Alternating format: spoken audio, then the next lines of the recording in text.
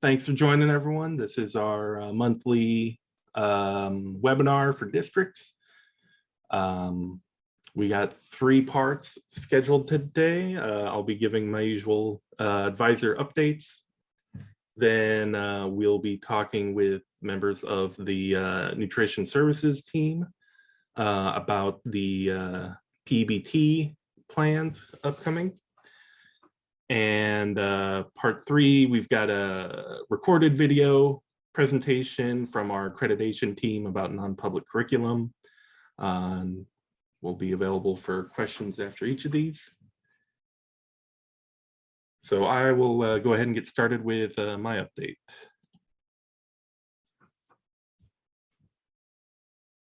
All right, so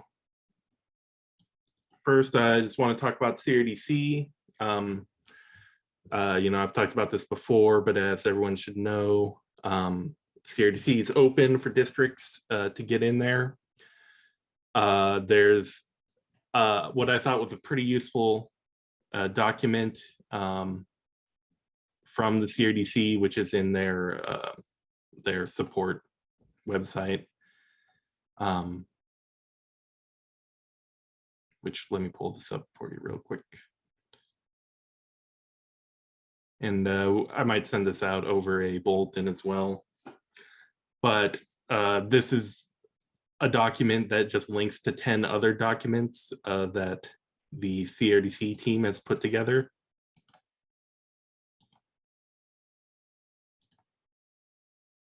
So there's definitely just lots of good stuff in here about, here's something about errors, difference between zeros and blanks, anything with user access issues, skip field warnings, all sorts of stuff. So just thought I would leave that link in the PDF here.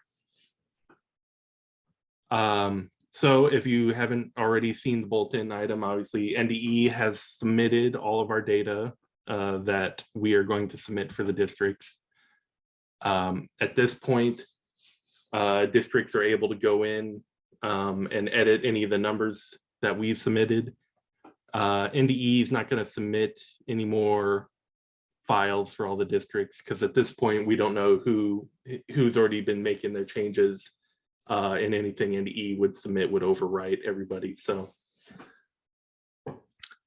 basically from this point on, districts are now responsible for reviewing, editing, completing the data. You check off those boxes that lock in the data table by table so that it can't be changed. That is all due by the end of this month. So I'm sure CRDC sends out a lot of emails about bugging you about that, that I believe goes to superintendents. So we will help follow up with CRDC as we get towards the due date. After we've submitted the data, though, we've been getting a few bug reports. I just want to let everyone know. I'd really definitely recommend everyone double check your core reports, COUR. Those are the tables with your math and science class counts.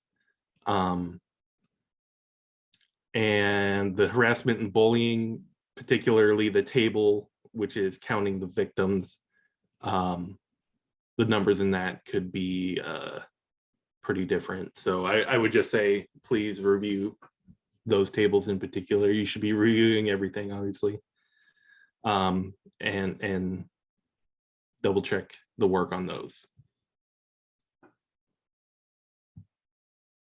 If you have any questions about this, go ahead and use the question and answer panel in Zoom. Go ahead and drop those in as we're going.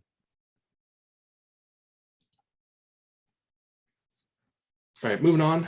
Obviously, we have a whole session about P-EBT, so I'm not going to cover a bunch of stuff here, but very briefly, we are not going to accept any other late entries for last summer's benefits after this week.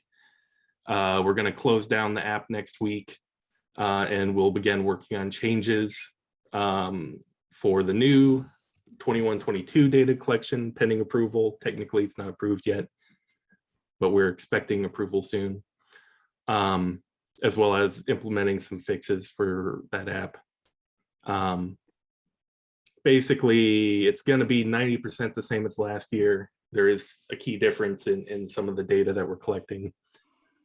And we'll be making some fixes to speed up that app and add some more error reporting when you do file uploads. So briefly, that's the plan. We'll cover it in the next session and cover more of the questions then.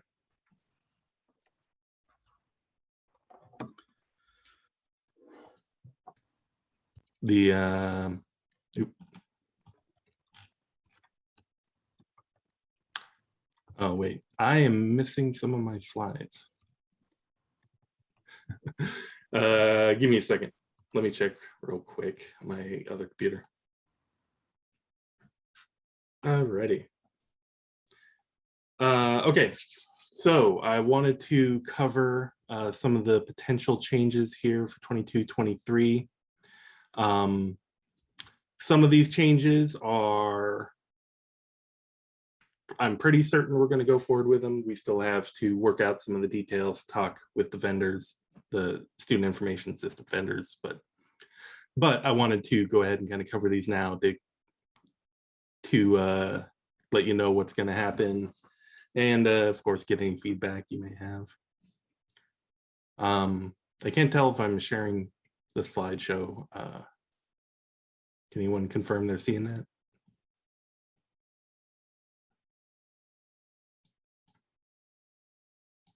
I will take that as a yes. Someone raised their hand.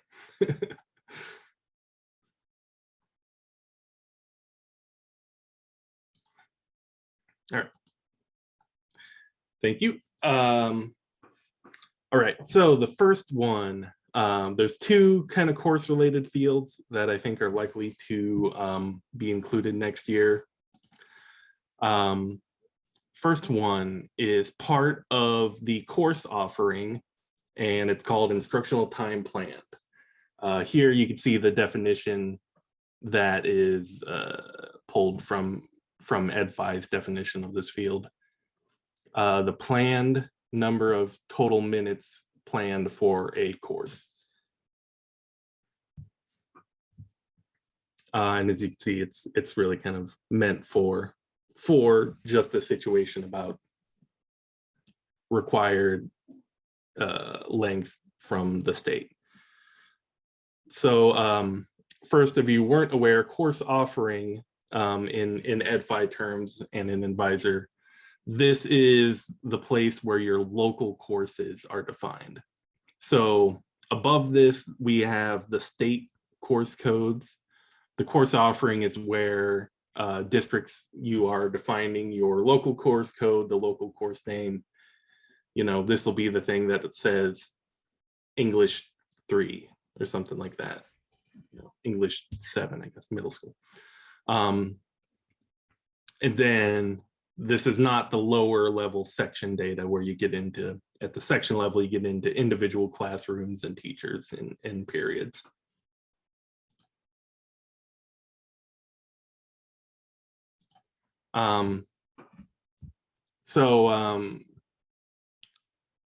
The reason we're doing this is basically the accreditation team would like to more accurately calculate instructional units for the purposes of Rule 10 reporting.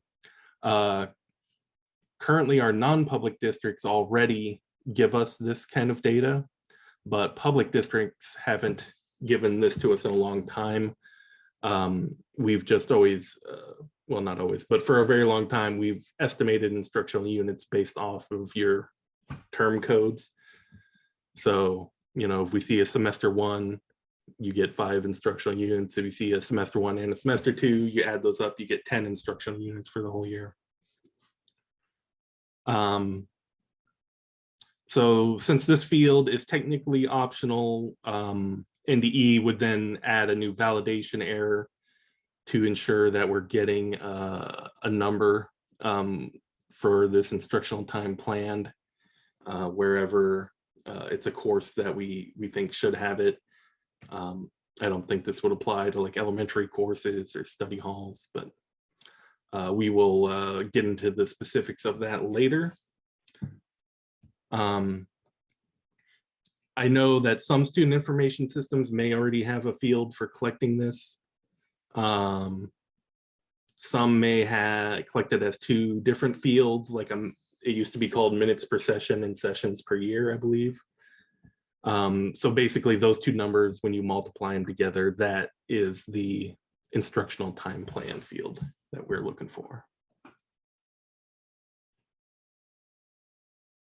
Yeah, if you have any questions, pop it in the Q&A section in Zoom. I don't see anything in there right now.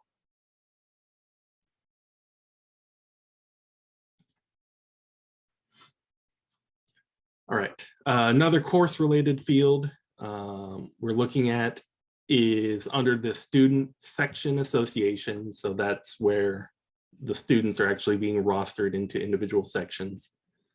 And it's called the attempt status, or attempt status descriptor. Descriptor just being Ed5's term for like a multiple choice drop down kind of field. So in this case, the attempt status descriptor is not something we asked vendors to send us before, but it is a built-in field to Ed5, and I believe we could start using it. And over on the right here is the 5 values that are available for it from Ed5. So audited, fail, incomplete, pass, and withdrawn. Basically, I want to collect this so that we have a definitive way of knowing when a student has failed or not completed a course. We have a couple of ways to try to know that now, looking at the student's end date versus the course's end date, or trying to work through the letter grades that are submitted, although there are not, there's not a statewide standard for all the letter grades you guys submit, so that's also difficult. Basically, now that we collect this field, I would know that if I see fail, incomplete, or withdrawn, then I'm not going to count that student for anything where we want completed courses. So off the top of my head, that includes instructional unit reports, career and tech ed, Perkins reports, programs of study reports. This came up again recently in the course reports for the CRDC, because we need to send a percentage of kids who passed Algebra 1, et cetera. And that was very difficult this year. So this will make it easier for us to do this. And if I see audited, pass, or if it's just blank, because again, this is an optional field that everyone's just submitting as blank right now, we will just treat the data like normal. One complicated bit is that generally it means that student section associations need to be republished at the end of the year. A lot of people may already be doing that as part of their end of year process, but generally you first publish a student section association at the beginning of the year when the kid's in the class, but then now after your gradebook process is completed, you would republish it, and it would update these fields. Obviously, each student information system may do this automatically, and they may do it a little bit differently. I wouldn't assume that it's going to be a field that you actually have to go and fill in. Yeah, we'll have to talk to the vendors about this. We may see multiple different approaches to it. Anna's got a question. If a student leaves the district partway into a term, what should be submitted? It would be helpful to have examples. I would assume that would be withdrawn. I mean, probably some of the other districts on here would have even better answers for what they consider incomplete. But I'm gonna guess there's some pretty standard definitions for those. Yeah, to me, withdrawn is just the student, transfers out of the class, basically, which if they're transferring out of the district would be that case. Students that drop a course during the first week of a term, obviously, I mean, those students are withdrawn, but we're not going to do anything with withdrawn data. So if you also just delete that data as if the kid never took the course, that's also fine. We're not going to do anything with the data about withdrawn or incomplete or fail students. We're just avoiding them.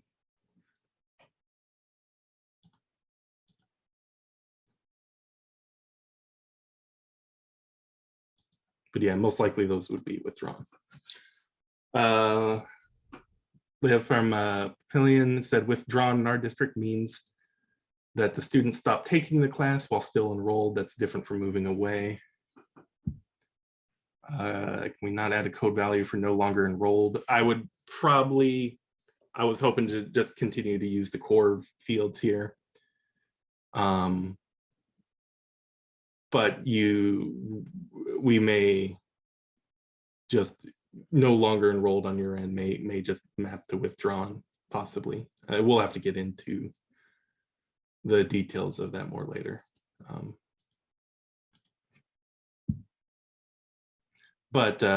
Yeah, I assume these default fields probably come from the federal CEDS definitions, so they may offer us some guidance, but sometimes the SEDS definitions are very lacking, so we may have to add some more to that.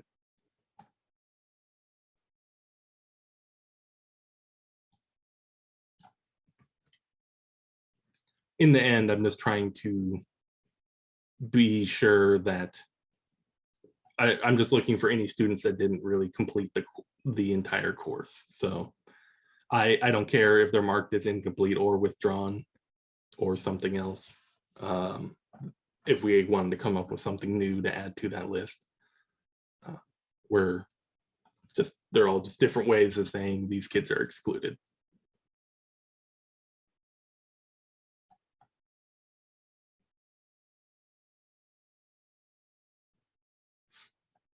All right, one more thing. And this we just started talking about this yesterday, so this one's not nearly far along in the conversation as the other one. We do know already that the Career and Tech Ed team is planning on some major course code revisions for the 23-24 school year. One big part of that is that they are simplifying how work-based learning course codes work. There'll be certain course codes that are just work-based learning is integrated into them, versus now we currently have course codes for work-based learning that are totally standalone. There's just like an ag work-based learning general code. There's a business management work-based learning, stuff like that. But we are not expecting to see that until 23-24. So we're wondering, is NDE, should we look at doing something in the meantime to help districts report that? Some other way to flag a course as work-based learning? Before I could really answer that though, I haven't heard from a lot of districts about how they're doing this work-based learning now that it's part of Perkins 5. So really, anyone on here, if you have any feedback you can give me about how you've been reporting work-based learning since last year, that would definitely be helpful. Do you have students where you send us 2 different state course codes for the same course because they're taking some other course and they're taking work-based learning? Are you only counting them as a work-based learning code? If you do that, how does that affect your programs of study? So anything you can give us would be helpful. If you want to put something short in now, go ahead, but definitely this is something that could be a longer conversation. email it to me or email it to the NDE help desk, and we will, that'll help us make a decision about that. Let me go back to the Q&A. Amanda was talking about the previous slide. At the high school levels, there's standard for awarding credit for students that complete half the course before moving. I don't know if technically there's a state standard for that. From the state's perspective, I don't think there is such thing as half credit for a course. You know, if you haven't completed everything that's laid out in the course standards for a course, then I would think that that doesn't count. But I don't know if there is a rule about that. That's just kind of my guess here.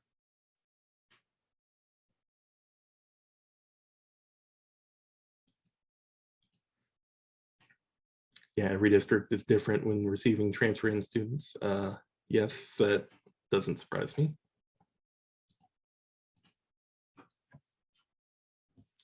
Then referring to the work-based learning, Amanda said, a place to mark work-based learning at the course section level would give us the flexibility. That's kind of, that would be the proposed temporary fix, basically. I think that would make sense. I just wasn't sure if everyone needs that or how, if other districts have other ways of working around that. I definitely would be interesting to me. Some of you on this call wouldn't be the right people to even answer that question. So I'd encourage you to take that to your career and tech ed specialist at your district and see how they're handling work-based learning now that it's part of Perkins.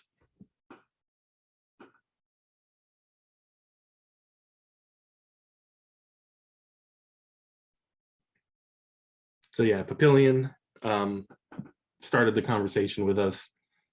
Basically, they were sending the actual content course code of what the students were taking, but weren't sending the work-based learning code, which is lowering their, well, I guess that must not be in all cases, but in a lot of cases. So that was really lowering their 5S3 score in the Perkins 5 accountability.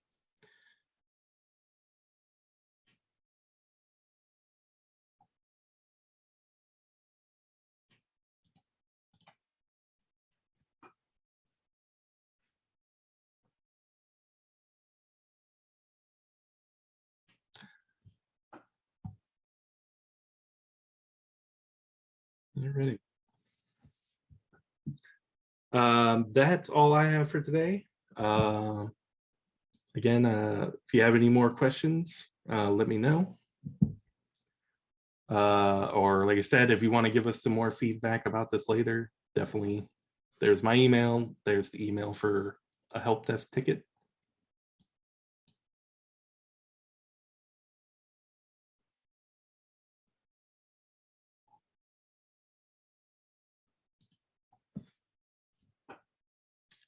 Alrighty. Up next, we are going to the P-EBT, Pandemic Electronic Bank Transfer Benefits. I believe Jenna from our Nutrition Services team will probably be presenting. All right, Jenna, you can go ahead and share, take over, whatever you want. All right, good morning, everyone. My name is Jenna Hilligoss, and I am one of the program specialists with the Nutrition Services team here at NDE. And I'm joined also by Katie Parch. She is our fearless leader at Nutrition Services, the director of our team.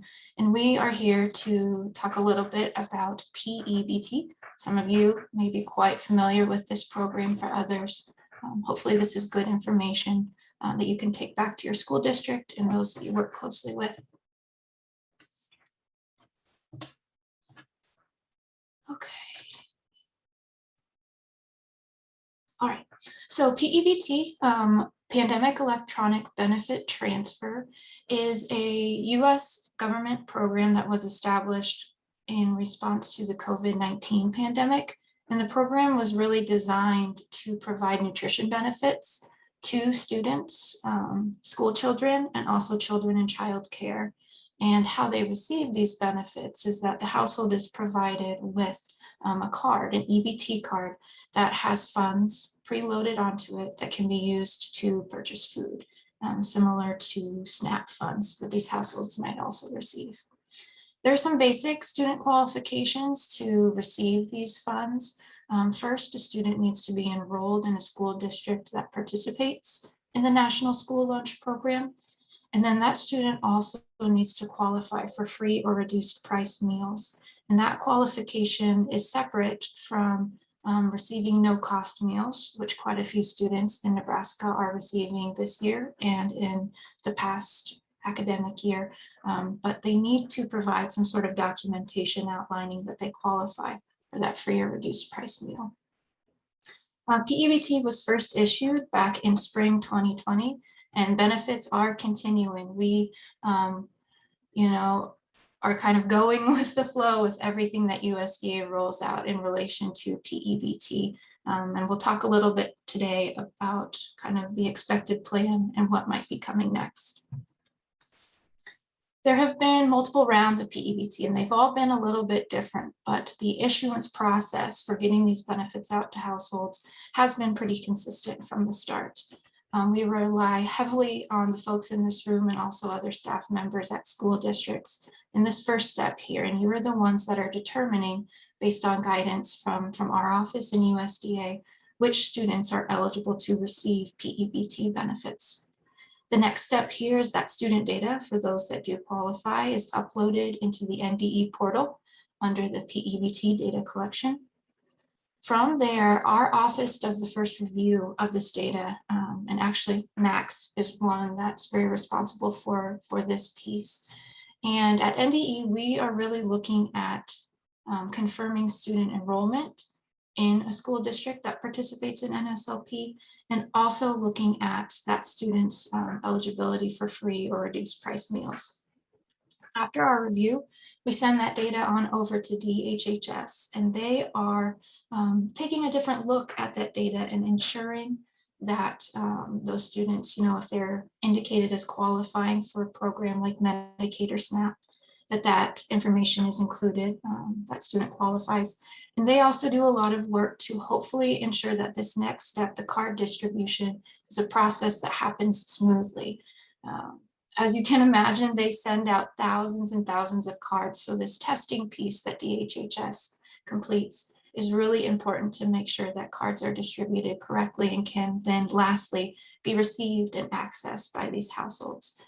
They will receive those cards, they go through an activation process, and once that step is complete, those funds are available for them and their household to use.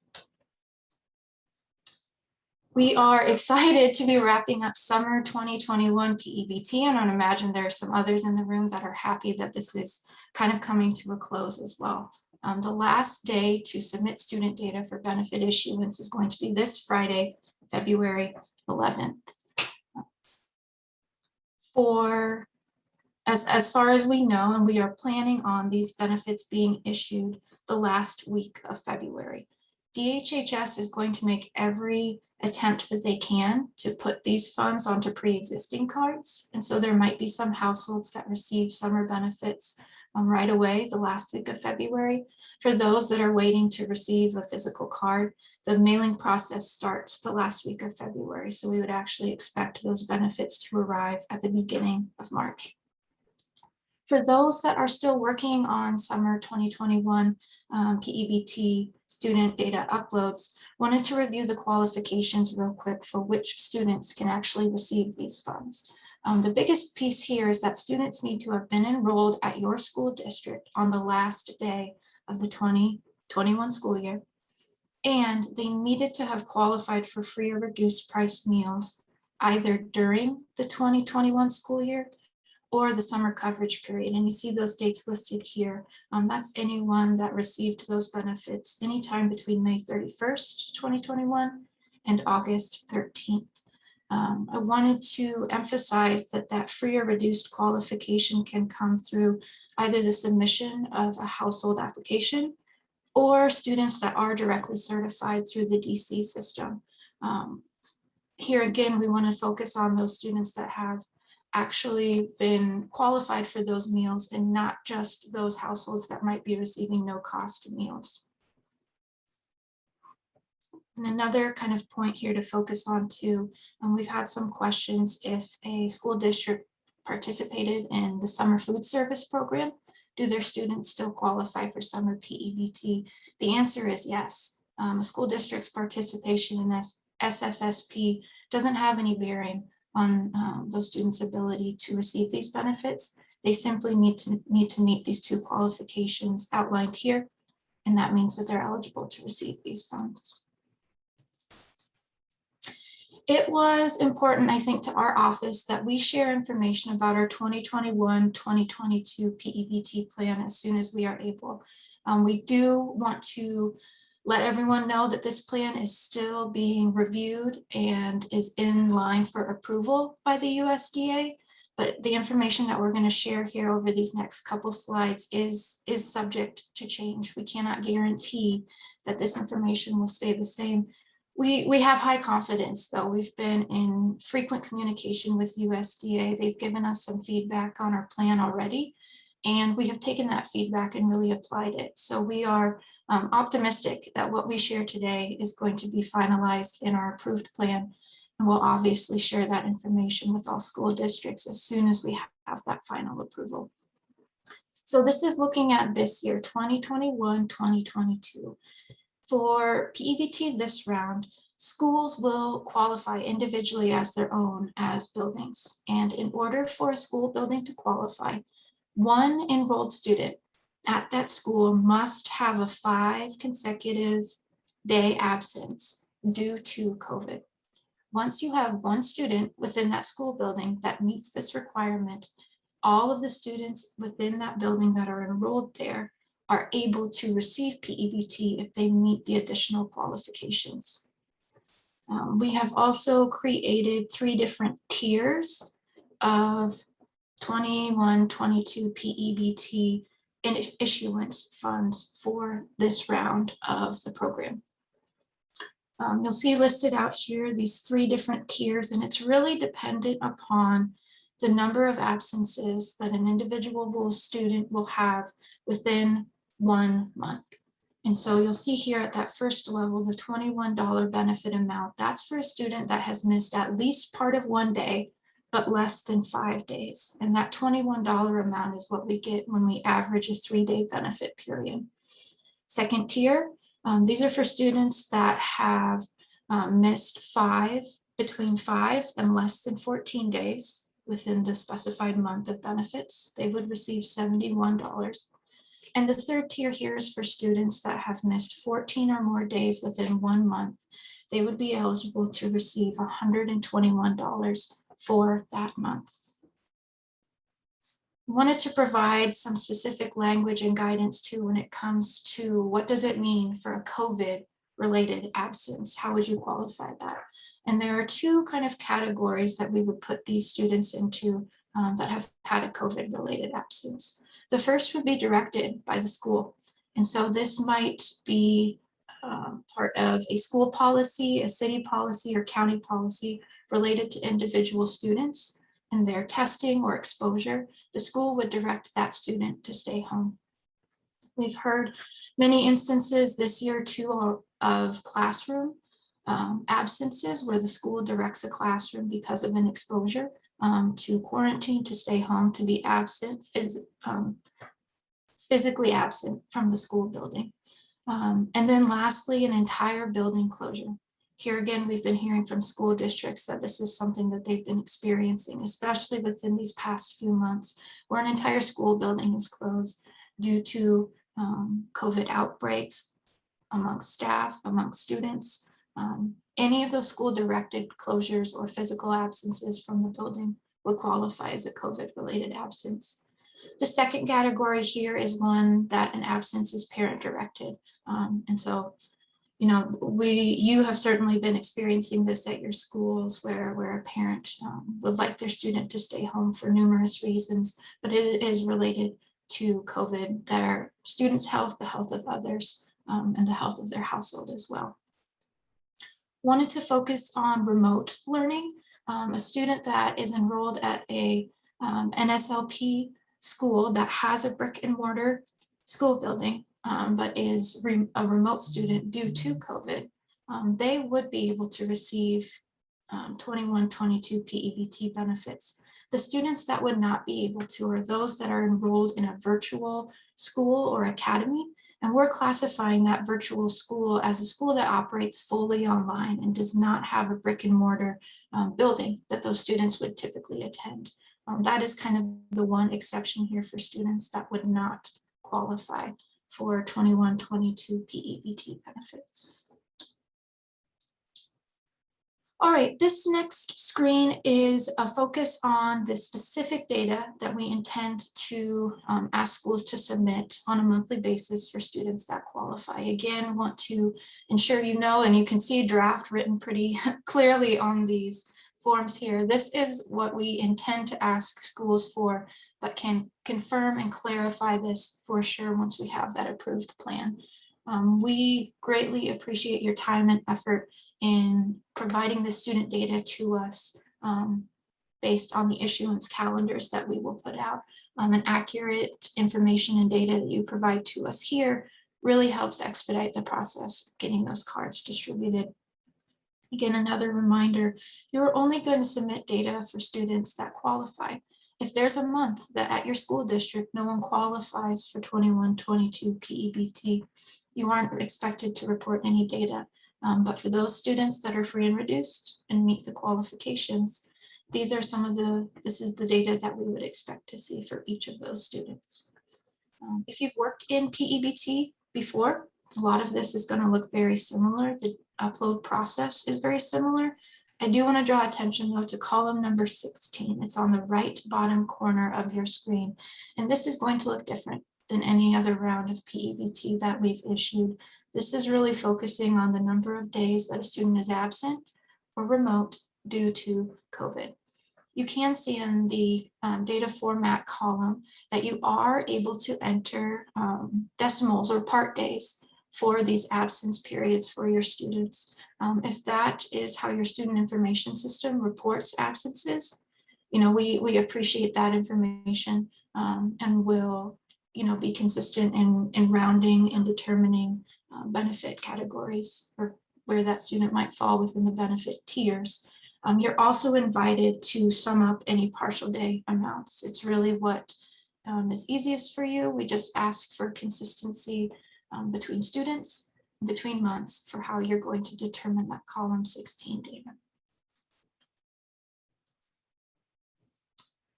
All right, and so here again for 21-22, we have put together some tentative issuance dates. This is information that we will distribute in a final form to all school districts as soon as we know it, but wanted to share this with you as we have it available so you can start to think about how this might work with all of the other tasks that you certainly have going on right now. We will ask for this data 4 times.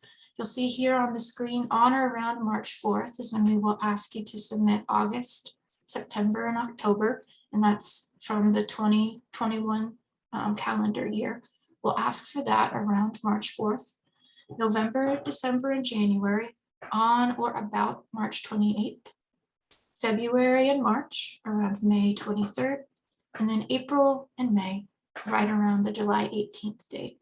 This is fairly subject to change. It depends on when we can get formal approval from the plan, but it is always more than okay, and we are excited to collect any data prior to these deadlines. So once we have a finalized plan, a template for data submission made available to all schools, you are able to submit any data as you have it available, even if it falls before these deadlines.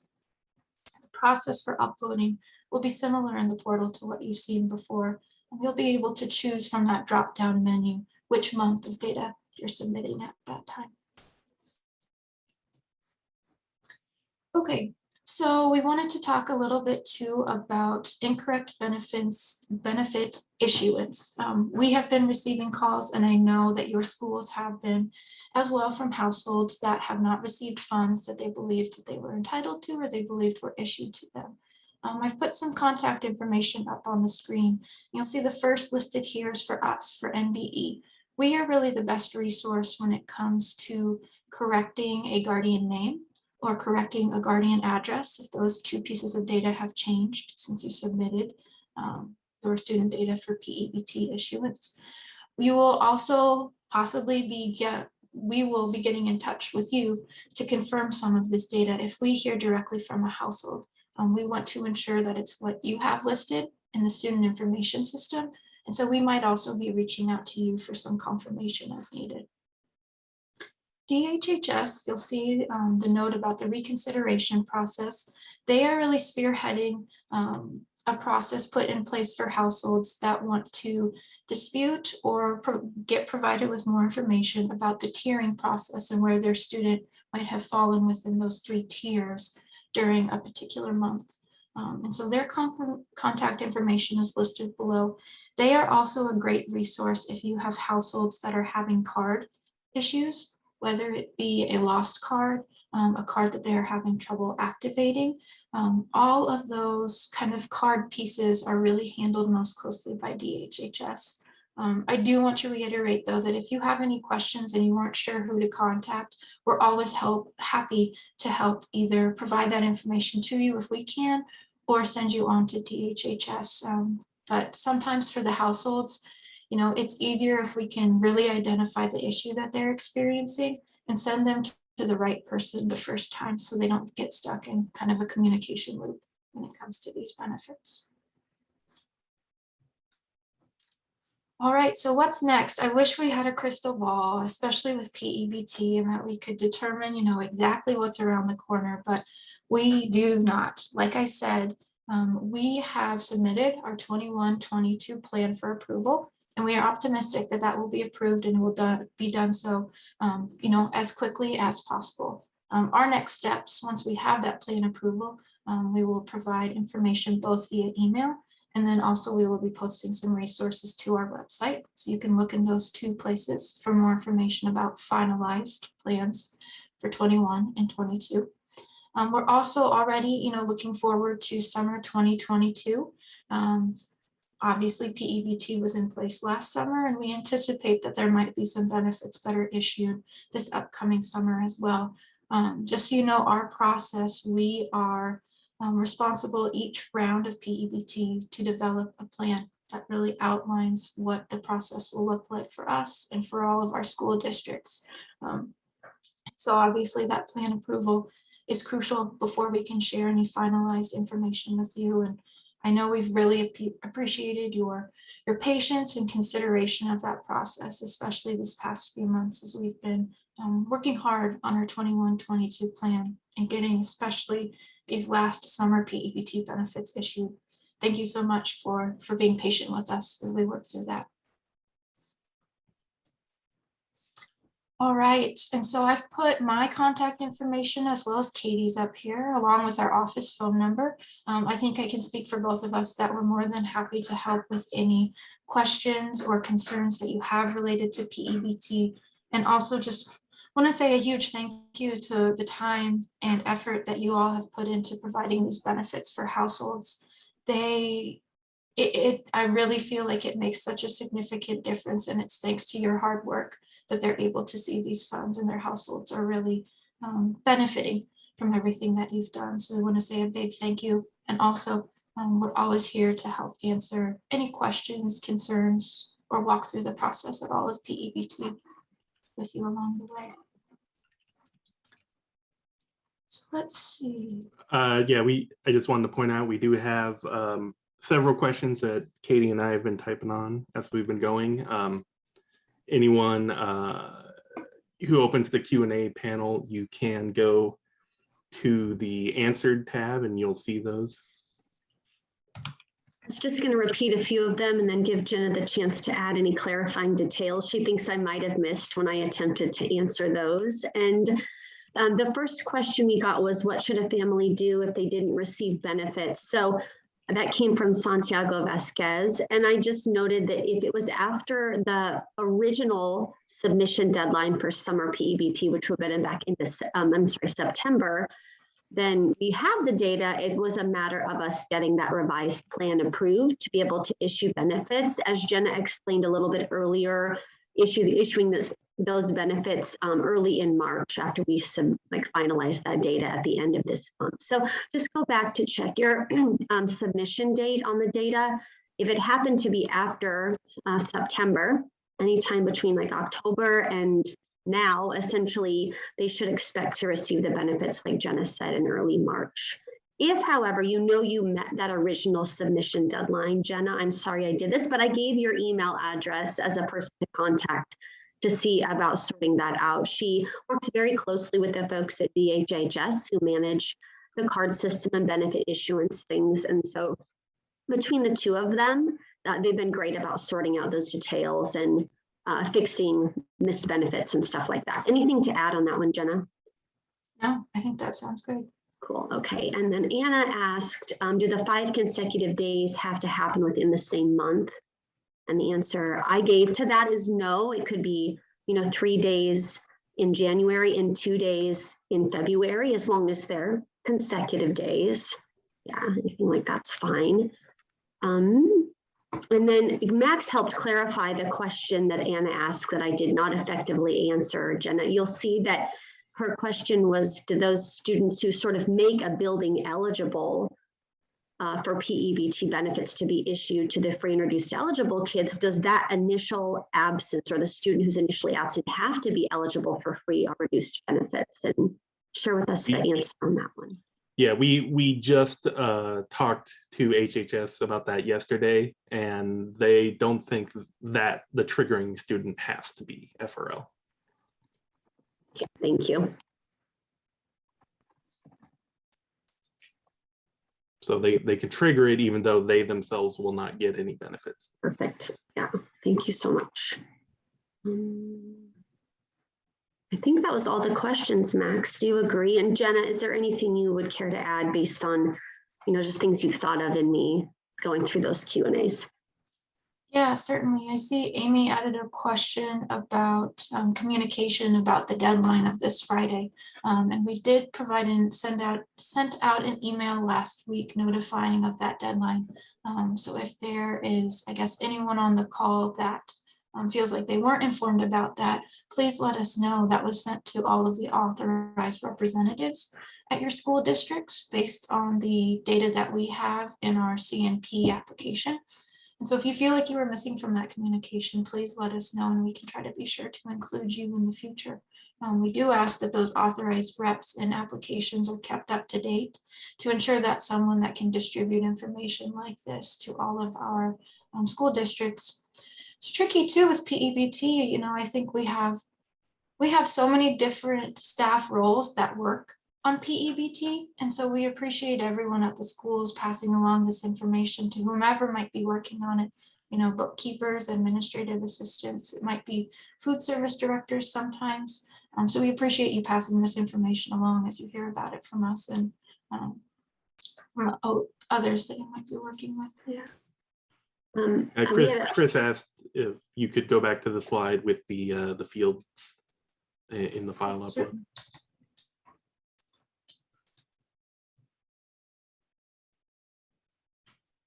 Yeah, just to be clear, the first 15 fields here are the exact same as what we've done for the last year. And a year ago, we did a 16th and 17th field where we asked yes, no, was the student remote, was the student quarantined? So instead now we just have this one field with a number of days.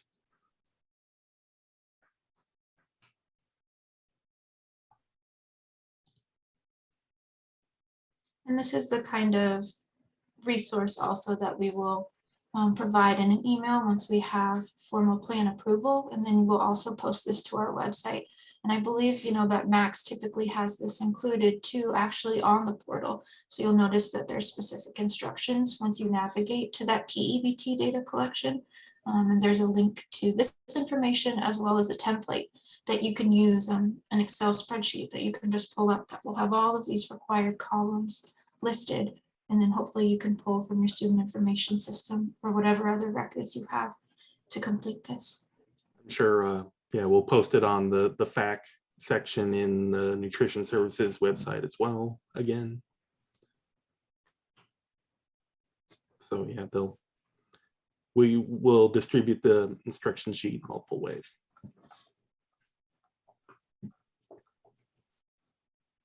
And again, I guess I just want to reiterate that we are unsure about the timeline here for plan approval, but we just ask that you keep a close eye on email and any other notification. And what we can also do is work closely with Max and Naomi and their team.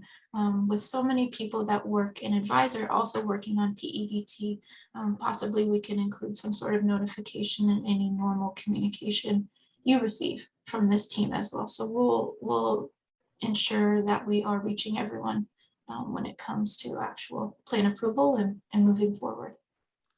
Yeah, and I'm not sure if you covered this, but I expect you'll be doing some web sessions with the food program contacts as well at the districts, right? Yes, I think we will partner with DHHS and we'll be providing some information sessions, but also some more opportunities to ask any questions that individual school districts might have related to the data collection piece and the upload piece. Yeah, so certainly, and it's nice to also have those DHHS folks there to help answer more specific questions about the actual cards, distribution process. They're great resources too, so it's our intent to collaborate with them to put together at least one session, maybe multiple, depending on interest, for sure.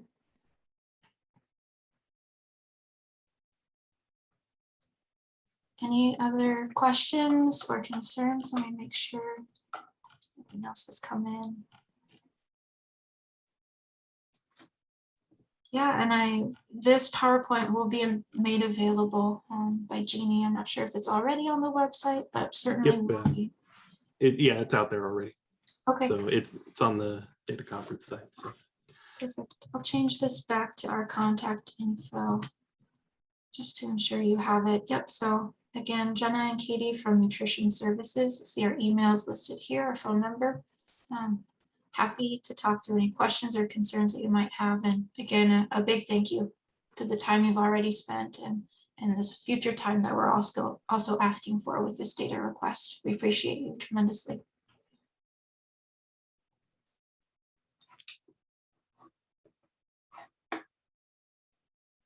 All right. Yeah, I'm not seeing any other questions coming in.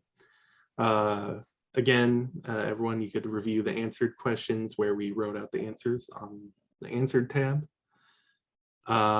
We've got a bit of a break coming up then before we get into the non-public curriculum section. There may be some non-publics that are coming just for that section. So we're just gonna take a break here. So we will meet back at 10:50 to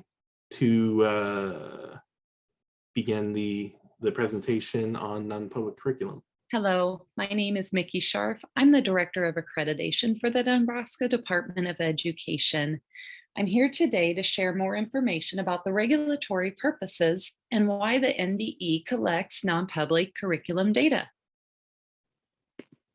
A couple goals for today are to provide Rule 10 and Rule 14 context for the reporting of instructional units, to confirm our collection dates for the 21-22 school year, and to share the process of documentation and submitting a plan of correction for deficient instructional unit totals. Data submitted by both Rule 10 accredited and Rule 14 approved non-public schools is valuable for the following reasons. It helps to ensure appropriate staffing of required courses at the elementary and secondary grade levels.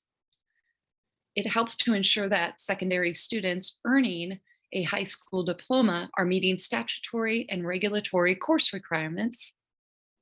and to provide collaboration and communication between school administration and NDE accreditation staff to correct deficiencies. Rule 10 and Rule 14 both outline the definition for instructional units. You may also know instructional units as seat time. This is computed by the number of days in session for the school year that students are receiving instruction and the amount of time, the length of the class period they are receiving instruction in.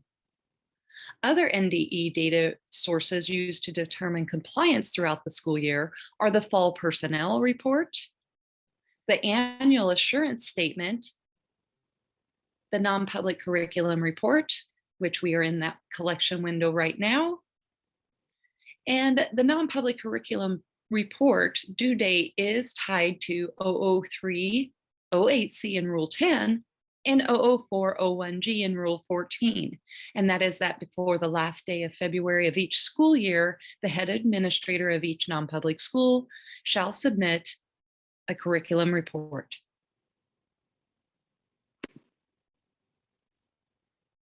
This slide shows our timeline of collection, in which the report opened on January 20th, 2022. Communication was sent via the NDE bulletin and a Twitter account for NDE accreditation. You're viewing this webinar on February 9th, 2022, and it's hosted by our help desk team.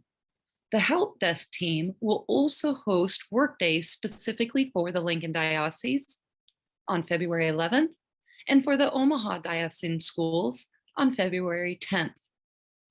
If interested in scheduling a workday for your particular school system, please reach out to the service desk advisorhelp@nebraska.cloud. February 28th, 2022 is our due date for this school year, and we will have an audit window, which I'll discuss more in the next slide, that is open until March 15th, 2022. Another slide that outlines the regulations and totals associated with instructional units, you'll see on the left for Rule 10 accredited schools, and that Rule 10 accredited non-public schools have a regulation specifically for college preparatory schools that they may substitute additional totals in language arts, foreign language, science, math. For example, if the school is generating 90 language arts units, accreditation may substitute up to 40 units into the career and technical education 80 unit totals. Rule 14, because of the smaller setting and smaller enrollment of students, have decreased instructional unit totals that you see on the right hand of the screen.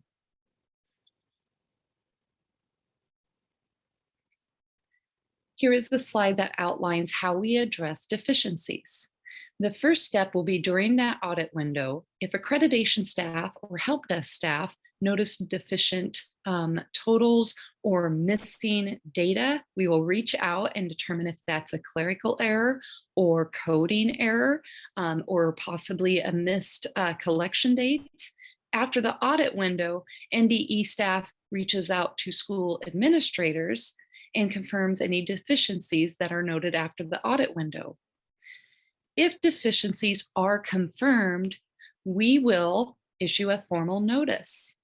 And within 30 days, with collaboration with the school, we ask that they submit a plan of correction. And this will involve steps that include acknowledging the context of the error, particular reasons why the school was unable to meet the total, and ideas to troubleshoot for the 22-23 school year.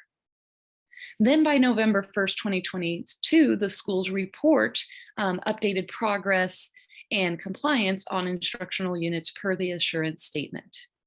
Please know that this information also provides us with valuable information across the state of Nebraska about struggles in content areas, struggles in teacher shortage in particular endorsement areas, so we can address patterns and provide possible solutions statewide to address deficiencies.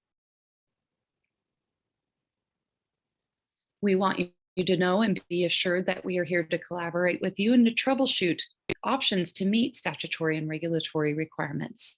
I would like to add a note here that in the past 3 years, the number of formal notices sent out each spring regarding the non-public curriculum report have steadily decreased. This is because the NDE staff can connect you with free and accessible resources available to all Nebraska schools, and that our ultimate goal together is to lead and support the preparation for all K-12 Nebraska students attaining a high school diploma so that they are adequately prepared to learn, earn, and make a living after they leave the K-12 setting. We very much appreciate your time and attention to the non-public curriculum report data. Myself and Todd Wolverton will be your accreditation team in troubleshooting deficiencies and providing guidance on a planner correction. And again, we wish you all the best for the remainder of the 2021-22 school year.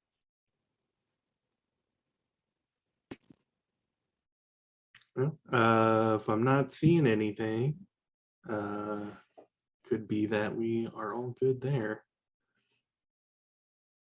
So I'll let you know if I see anything pop up, Todd. Yeah, that'd be fine, Max. And, you know, if anybody does have questions relative to that presentation for us in accreditation, don't hesitate to reach out to either Mickey or I, and we'll do our best to get back to you as quickly as possible. And we'll also have a copy of this. The recording of this meeting will also be posted on the webinar website here. All right, that's everything we had scheduled for today. Naomi was going to wrap it up. Sure thing. Yeah, just a reminder to everybody. The website, nedataconference.com, is where you can register for next month's webinar. We should have registration open as early, hopefully, as tomorrow. I will send a bulletin announcement out when registration is open. If you want to go to the next page, Max, thank you for being my display there. Next month, right now, we have scheduled the accreditation team again to review the counselor and library media specialist not endorsed collection and kind of what they look at and kind of go through that collection a little bit. And then we're going to have a pre-recorded session available hopefully before the 9th, but definitely at least by the 9th from our federal programs team that will talk through the non-public federal programs within boundaries consultation and the Title I non-public consultation form collections that are located within the CDC. So I think this will be really helpful for everyone as well. So we'll get those things uploaded to the website when ready, and that's about it. So look for my bulletin announcement in the next couple days for registration for March. Thanks, Max.